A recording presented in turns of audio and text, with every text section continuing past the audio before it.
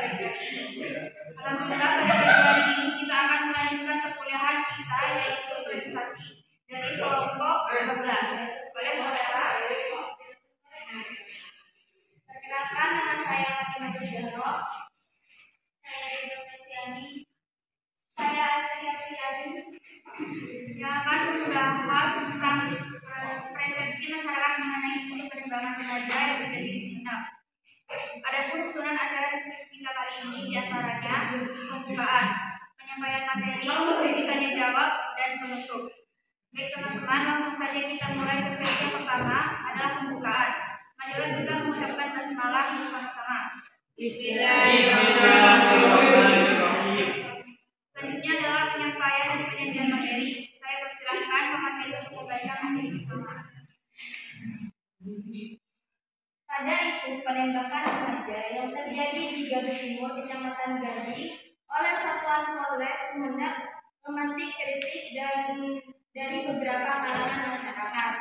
Pasalnya, penembakan sampai merenggut nyawa seseorang, seperti yang kita ketahui bersama, membunuh juga merupakan pelanggaran dari hak asasi manusia.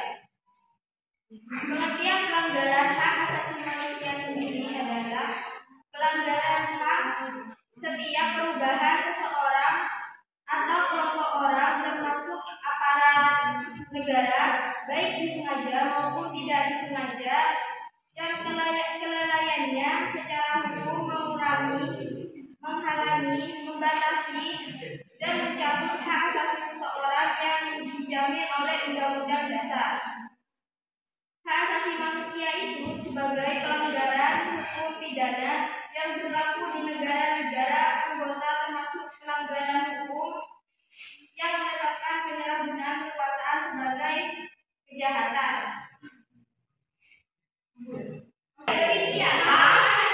Untuk membedakan pelanggaran hak asasi manusia berat dan yang bukan didasarkan pada sifat dari kesejahteraan tersebut, yaitu sistematik dan sifat meluas. Sistematik dikonstruksikan sebagai suatu kebijakan atau rangkaian tindakan yang telah direncanakan.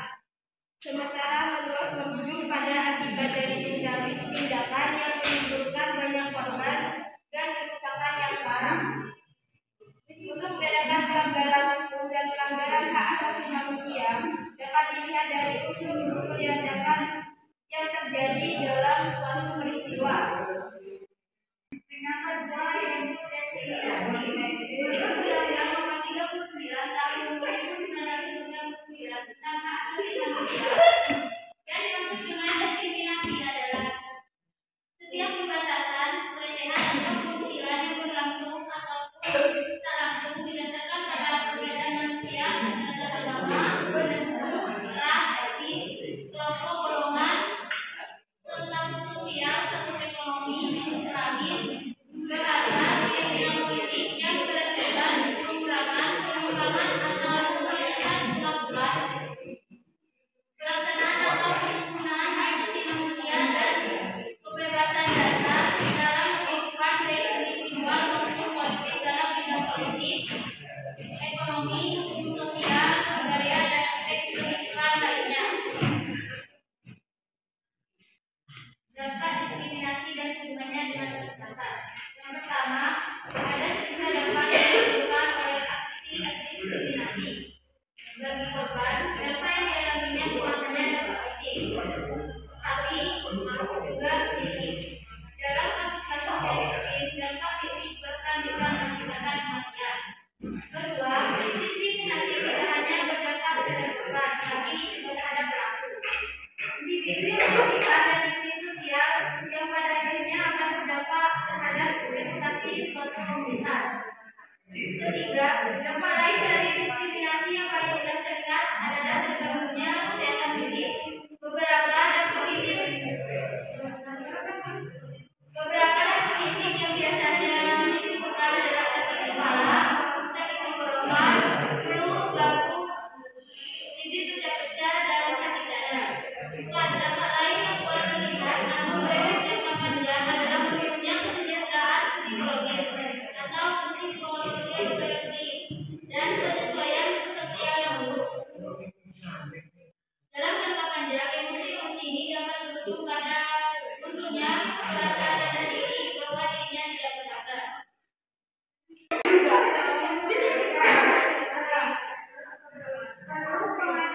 ulama militer mengenai pelanggaran HAM dalam keadaan keadaan darurat. Yang pertama, pengadilan militer ini dibedakan dari peradilan militer seperti yang diatur berdasarkan Nomor 36 Tahun 1992. Menurut Syakiri dan kawan-kawan, kekuasaan yang terdapat dalam kehidupan para anggota militer atau tentara adanya tugas pokok yang berat untuk melindungi, membela, dan mempertahankan integrasi serta kedaulatan bangsa dan negara jika perlu dilakukan dengan kekuatan senjata dan cara berperang. Yang kedua, menangani kasus pelanggaran HAM dan keadaan darurat sipil tidak perlu dilakukan melalui peradilan militer sepanjang peradilan umum atau peradilan biasa masih dapat berfungsi normal. Yang ketiga, di Indonesia setiap kali diberlakukan status hukum keadaan darurat biasanya terjadi pelanggaran HAM. Pemerintah Indonesia menyelesaikan berbagai kasus pelanggaran HAM dalam hukum keadaan darurat melalui berbagai pendekatan seperti membentuk berbagai instrumen undang-undang baik secara preventif, politis maupun secara represif melalui pengadilan HAM berdasarkan Undang-Undang Nomor 26 Tahun 2000 tentang Pengadilan HAM. Yang terakhir, Pengadilan HAM Indonesia Kurang Efektif. Setelah mencermati kasus tersebut, kasus pelanggaran HAM yang terjadi di Sumeneb dalam kaitannya dengan pemberlakuan keadaan darurat menurut ketentuan yang berlaku di berbagai negara seperti Amerika Serikat, Prancis, dan India. Menurut UU Nomor 23 Tahun 1999 tentang keadaan bahaya, artinya kedua kasus ini harus diselesaikan lewat peradilan yang khusus dibentuk untuk kepentingan menghadapi keadaan darurat. Sekalipun kasus pelanggaran HAM terjadi sebelum terbitnya UU Pengadilan HAM tanpa harus mendapatkan rekomendasi dan persetujuan dari Presiden. Tetap saja kasus pelanggaran HAM tidak benar dapat diinfokan oleh kesenjangan agung ke pengadilan HAM tanpa alasan hukum yang jelas. Begitupun banyak kasus pelanggaran HAM sebelum dan sesudah terbit UUD Nomor 26 Tahun 2000 tentang Pengadilan HAM. Kejaksaan Agung tidak pernah mampu melimpahkan ke pengadilan HAM, sehingga eksistensi pengadilan HAM di Indonesia bagaikan biasanya melengkapi norma hukum pelanggaran HAM tanpa makna. Terima kasih kelompok 12 atas materinya. Itulah penyampaian dari materi. Memasuki sesi berikutnya yaitu tanya jawab. Pada sesi ini akan dibuka satu sesi dengan 5 orang bertanya. Pada teman-teman yang bertanya silakan. Sisi Elsa Dewi Era Tia. Perkenalkan, nama saya Evina Latifah. Saya ingin bertanya bagaimana cara mencegah pelanggaran hak asasi manusia di tingkat di Indonesia. Perkenalkan, nama saya Elia Sofiana. Saya ingin bertanya bagaimana dampak teknologi terhadap hak asasi manusia, terutama dalam konteks privasi. Baik, terima kasih. Assalamualaikum warahmatullahi wabarakatuh. Waalaikumsalam warahmatullahi wabarakatuh. Perkenalkan, nama saya Vera Setianggara. Saya ingin bertanya, apa faktor penyebab pelanggaran HAM dari faktor internal? Terima kasih. Baik, assalamualaikum warahmatullahi wabarakatuh.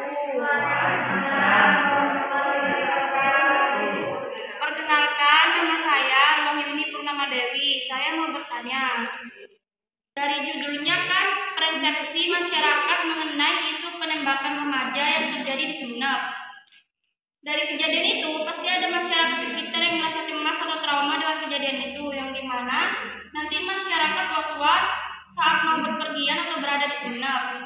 Nah, pertanyaan saya, menurut kalian bagaimana cara supaya bisa mengembalikan kepercayaan masyarakat atau membuat masyarakat tidak lagi merasa cemas akan hal itu terjadi lagi? Baik, terima kasih. Assalamualaikum warahmatullahi wabarakatuh. Saya mau bertanya, menurut kalian mengapa hak asasi manusia dan kewajiban asasi manusia harus diharmonisasikan?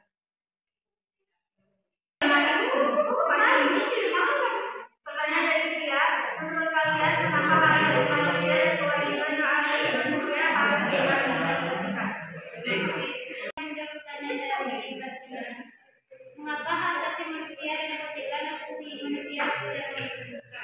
Karena hak dan kewajiban asasi manusia merupakan dua hal yang tidak dapat dipisahkan satu sama lain. Mungkin ada tambahan dari kemudian. Jadilah tambahan dari saya. Seperti yang disampaikan Mbak Fatimah barusan, hak asasi manusia dan kewajiban tidak bisa dipisahkan. Nah, penyebab apa yang sudah ada, yang sudah ada sehingga hak asasi sama kewajiban itu tidak bisa dipisahkan? Baik, terima kasih. Baik, saya akan menjawab pertanyaan dari Fadila. Hak dan kewajiban asasi manusia merupakan dua hal yang tidak dapat dipisahkan satu sama lain karena keseimbangan dan keadilan. Keharmonisan memastikan adanya keseimbangan antara hak individu dan tanggung jawab kolektif. Ini mencegah penyalahgunaan hak dan mempromosikan keadilan sosial.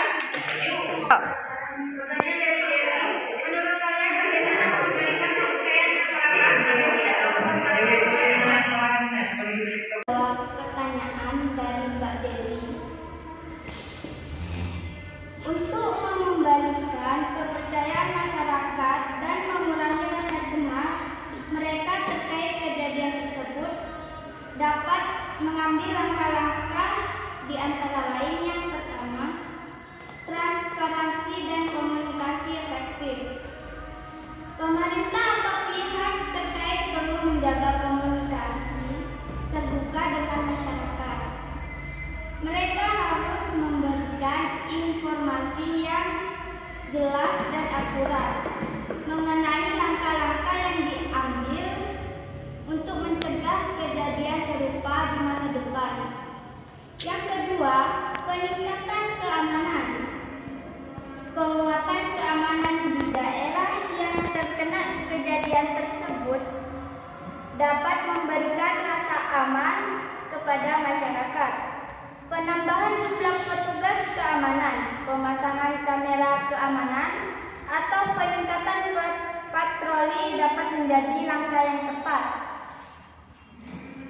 Yang ketiga, program sosial dan psikologis.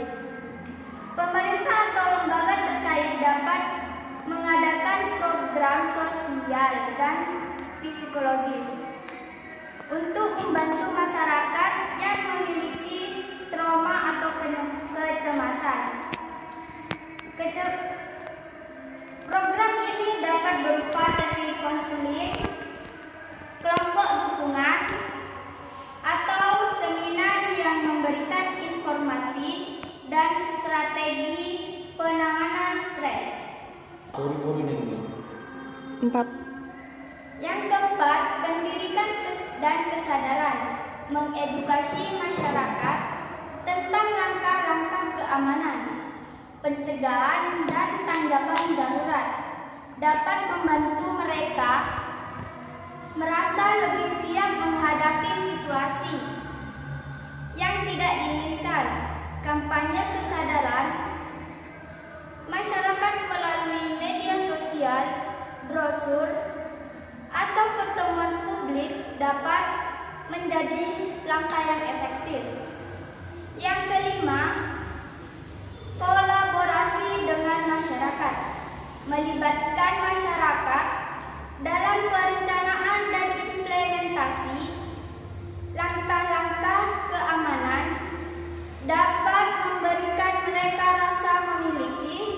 dan kontrol atas situasi. Membentuk forum atau kelompok kerjasama dengan warga setempat dapat memperkuat hubungan dan meningkatkan kepercayaan. Baik, terima kasih.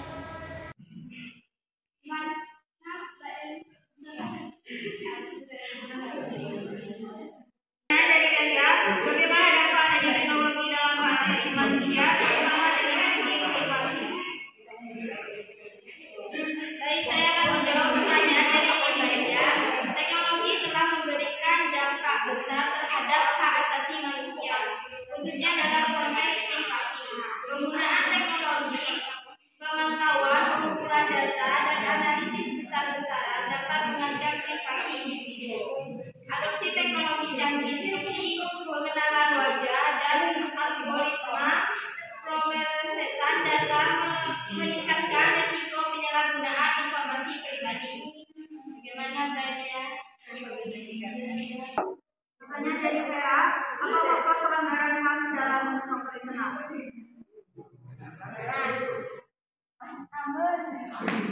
Saya akan menjawab pertanyaan dari Mbak Vera. Beberapa faktor internal yang dapat menyebabkan pelanggaran HAM meliputi: 1. Ketidakstabilan politik. Situasi politik yang tidak stabil atau faktor internal dapat menciptakan kondisi di mana HAM terabaikan atau dilanggar. 2. Korupsi. Praktik korupsi dalam sistem hukum atau lembaga keamanan dapat mengakibatkan impunitas terhadap pelaku pelanggaran HAM. 3. Ketidaksetaraan dan diskriminasi. Ketidaksetaraan sosial dan diskriminasi terhadap kelompok tertentu dapat menjadi pelanggaran HAM, terutama terkait dengan hak kelompok minoritas. 4. Ketidakpastian hukum. Kelemahan atau ketidakpastian dalam sistem hukum dapat menyebabkan pelanggaran HAM hanya yang penyalahgunaan kekuasaan oleh aparat keamanan, termasuk tindakan kekerasan yang tidak proporsional atau penangkapan sewenang-wenang, dapat merugikan hak asasi. 6. Ketidaksetaraan pemerintah. Kurangnya transparansi dalam tindakan pemerintah dapat memungkinkan adanya pelanggaran HAM tanpa adanya pertanggungjawaban yang memadai. Mana Mbak Vera?